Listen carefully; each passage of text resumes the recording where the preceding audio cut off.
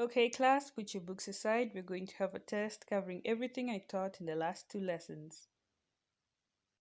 But this is the first class. Get out. We've all had our share of crazy teachers, stroke lecturers, but somehow the craziness level is a tad bit higher when it comes to the arts.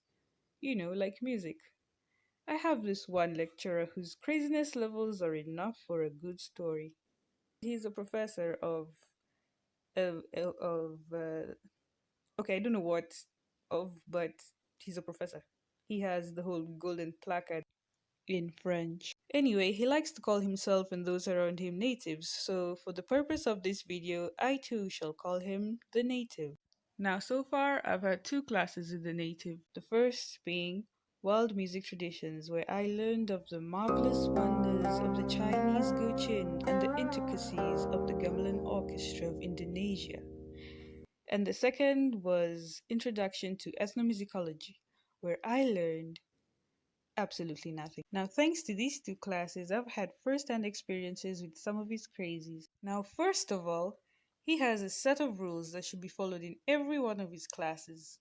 For example, we should be in class 5 minutes before the scheduled time, regardless of whether we have a class before or not. All assignments and notes should be handwritten. And lastly, you should only give or receive anything from him with your right hand, strictly.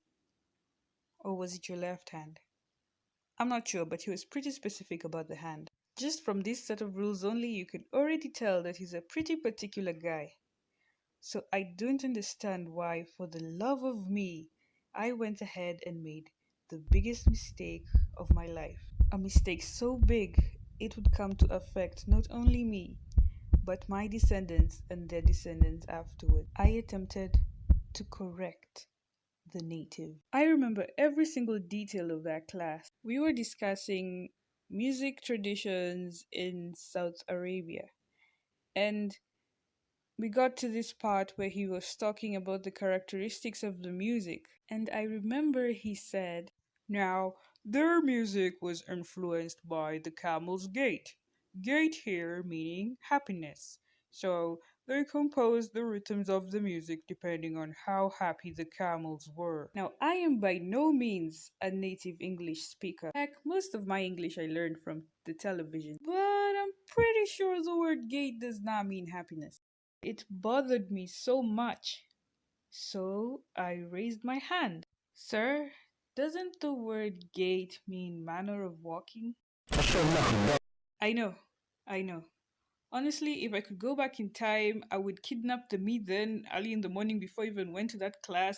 I remember the native was so mad that he gave a 2 hour lecture on how I had the guts to correct a lecturer and how he'd been to the motherland of English and all that stuff.